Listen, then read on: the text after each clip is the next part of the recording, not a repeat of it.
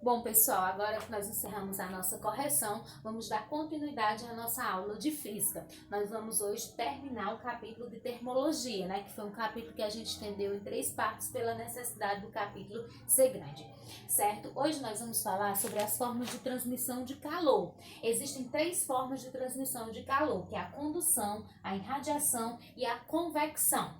A condução é uma forma de transmissão de calor muito presente nos sólidos e um exemplo dela é quando você coloca no fogo algum material de ferro, por exemplo. E se você ficar segurando, você vai sentir que aos poucos o calor vai sendo conduzido por toda aquela estrutura até chegar até você, certo? Então esse é um exemplo de condução, é por isso que não é bom você utilizar para panelas no fogo de ferro e ter cuidado, porque quando ela aquece todinho, porque o calor é todo conduzido pelo corpo, certo? A irradiação é uma forma de transmissão de calor que se utiliza das ondas eletromagnéticas, certo? A irradiação é a forma como o Sol ilumina o nosso planeta Terra. Então, o planeta Terra é iluminado pelo calor do Sol através das ondas eletromagnéticas. Um exemplo também no nosso dia a dia de radiação é o que acontece nos micro-ondas e nos lasers, certo? E a convecção, ela é uma propagação de calor que acontece nos meios líquidos e nos meios gasosos. Um exemplo de convecção nos meios líquidos é quando você coloca uma panela com água para ferver e você pode perceber que com o passar do tempo a água vai se agitando e aí as partículas, as bolhas, elas vão subindo pelo centro e deslizando pelas laterais da panela, fazendo com que todo o líquido fique aquecido. Então, outro exemplo essa seria a forma de convecção no meio líquido. No meio gasoso, um exemplo de convecção são as brisas marítimas, certo? Que as brisas marítimas, elas são correntes. A brisa marítima são correntes de ar que são originadas em regiões litorâneas, certo?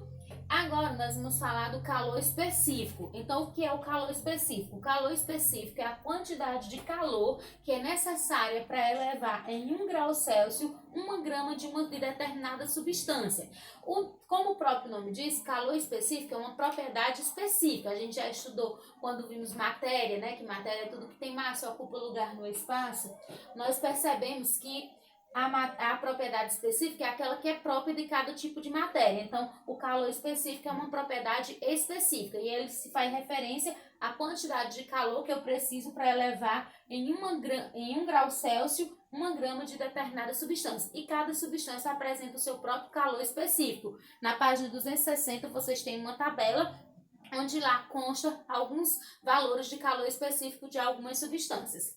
Os tipos de calor. Agora nós vamos falar sobre os tipos de calor. Nós temos o tipo de calor sensível e o calor latente. O calor sensível, ele se refere à quantidade de calor que é cedida ou removida de um corpo, causando uma variação na temperatura. O calor sensível é calculado pela fórmula que é quantidade de calor, Q igual a M vezes C vezes ΔT, onde Q é a quantidade de calor, M é a massa do corpo, C é o calor específico, e como eu disse, cada substância tem o seu próprio calor específico, e geralmente nas questões vem o dado do calor específico, e ΔT, que é a variação de temperatura, que é a temperatura final menos a temperatura inicial. É importante também lembrar que quando o valor de Q é um resultado positivo, o corpo absorveu calor. E quando o valor de Q é negativo, significa que o corpo cedeu calor. O calor latente é a quantidade de calor também que é cedida ou removida de um corpo, mas que causa uma mudança de estado físico, certo? Então, o calor latente vai ser representado pela fórmula QL, quantidade de calor latente, igual a massa vezes L, que é o calor latente, que o calor latente também é próprio de cada substância, que geralmente nas questões é um dado que aparece, o valor do calor latente, certo? Para vocês diferenciarem calor sensível de calor latente, é só vocês prestarem atenção. Quando falar de calor sensível, eu vou ter variação de temperatura. Então, na minha fórmula, eu vou ter o ΔT. Quando eu falar de calor latente, eu vou ter uma variação de estado físico, certo? Então, vocês fiquem atentos nesses detalhes, tá bom? As fórmulas são bem simples, é só pôr em prática, tá bom, pessoal? Vou colocar, por hoje era só, como eu disse pra vocês, era só o finalzinho do capítulo. Eu vou colocar agora as páginas do conteúdo e as páginas da atividade, as questões que vocês deverão fazer, tá bom, pessoal? Só um minuto. Então, ó, o conteúdo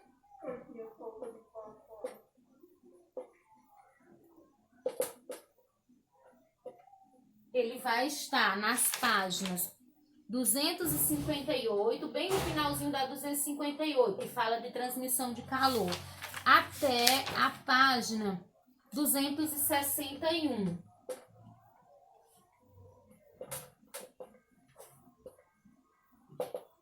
E a atividade, ela vai estar nas páginas... nós temos... tem aqui na página 262. Da página 262. Aí na página 262, eu quero que vocês façam as seguintes questões. 3, 4, 5... 6 e 7, ok? Então, na página 262, as questões 3, 4, 5, 6 e 7, ok? E agora nós vamos para as páginas, as questões de marcar, não é isso? Páginas 266 a 269. Aí eu quero que vocês façam as seguintes questões. Questões 4, 5, 6, 7, 8. 4, 5, 6, 7, 8. 9, 10, 11, 12 e 13. 9, 10, 11... Eita, nem vai caber aqui. 12 e 13, tá certo? Então, pessoal, tá aqui o conteúdo. A página 262, questões 3, 4, 5, 6 e 7. Na página 266 a 269, as questões 4, 5, 6, 7, 8, 9, 10, 11, 12 e 13. Estou disponível para tirar dúvidas de vocês de 1 até as 5. Atividades, se não conseguir mandar no aplicativo, manda no meu PV, não tem problema. O importante é que mande, tá certo? Então, tchau e um abraço.